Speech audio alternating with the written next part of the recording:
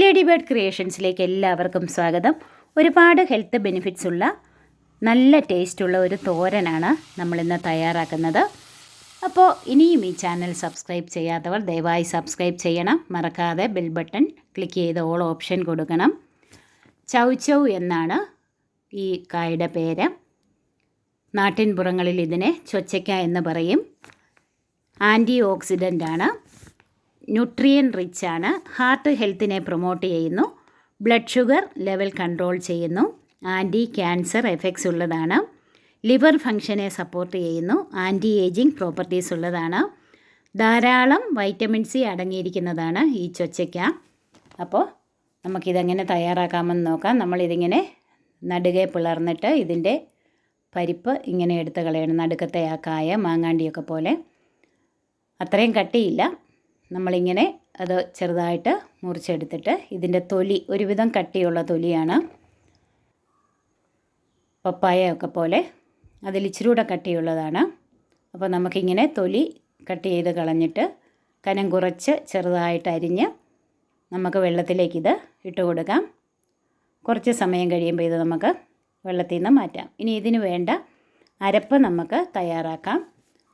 ഒരു ചെറിയ സവാള അല്ലെങ്കിൽ 5-6 ചുവന്നുള്ളി എടുക്കാം, 3 പച്ചമുളക്, 2 ടീസ്പൂൺ വെളുത്തുള്ളി പൊടിയായി അരിഞ്ഞത്, 2 തണ്ട് കറിവേപ്പില, ഒരു 4-5 ടേബിൾ സ്പൂൺ തേങ്ങ ചുരണ്ടിയത് എടുക്കാം.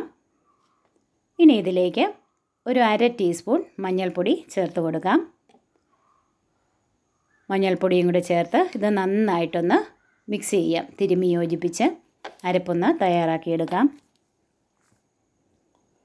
ചോറിൻ്റെയൊക്കെ കൂടെ ബെസ്റ്റ് കോമ്പിനേഷനാണ് ഈ ചൊച്ചയ്ക്ക തോരൻ. നാട്ടിൻപുറങ്ങളിൽ ഇതിനെ ചൊച്ചയ്ക്ക എന്ന് പറയും. അപ്പോൾ നമുക്കൊരു പാൻ അടുപ്പിൽ വെച്ച് അതിലേക്ക് 1 ടേബിൾ സ്പൂൺ എണ്ണ ചേർത്ത് കൊടുക്കാം. എണ്ണ നന്നായിട്ട് ചൂടാകുമ്പോൾ 1 ടീസ്പൂൺ കടുക് ചേർത്ത് പൊട്ടിക്കഴിയുമ്പോൾ 2-3 ചുവന്നുള്ളി അരിഞ്ഞത് ചേർത്ത് കൊടുക്കാം. ചുവന്നുള്ളി മൂത്ത് കഴിയുമ്പോഴത്തേക്ക് നമ്മൾ മിക്സ് ചെയ്ത് വെച്ചിരിക്കുന്ന അരപ്പ് അതിലേക്ക് ചേർത്ത് കൊടുക്കാം. അരപ്പ് ചേർത്ത് നന്നായിട്ടൊന്ന് ഇളക്കി വഴറ്റിയെടുക്കാം.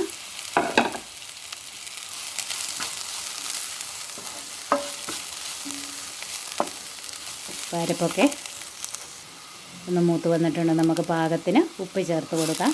ഉപ്പും ചേർത്ത് നന്നായിട്ടൊന്ന് ഇളക്കി നമ്മൾ അരിഞ്ഞ് വെള്ളത്തിലിട്ടിരിക്കുന്ന ചൗ-ചൗ എടുത്ത് അതിലേക്ക് ചേർത്ത് കൊടുക്കാം. അഡീഷണൽ വെള്ളം ഒന്നും ചേർക്കേണ്ട കാര്യമില്ല. ചെറുതായിട്ട് അരിഞ്ഞിരിക്കുന്നത് കൊണ്ട് വലിയ സ്ക്വയർ പീസസ് ആയിട്ട് അരിയുകയാണെങ്കിൽ നമ്മൾ കുറച്ച് വെള്ളവും കൂടി ചേർത്താലേ ഇത് വെന്ത് കിട്ടുകയുള്ളൂ. അപ്പോൾ നല്ല രുചിയുള്ള ഈ തോരൻ നിങ്ങൾ ഒന്ന് ട്രൈ ചെയ്ത് നോക്കണം. നിങ്ങൾക്ക് തീർച്ചയായിട്ടും ഇഷ്ടപ്പെടും. നല്ല ഒരു വെറൈറ്റി ടേസ്റ്റുള്ള തോരനാണ്. ഇത്രയും ഹെൽത്ത് ബെനിഫിറ്റ്സ് ഉള്ള ഒരു തോരൻ ആദ്യമായിട്ടാണ് തയ്യാറാക്കുന്നത്.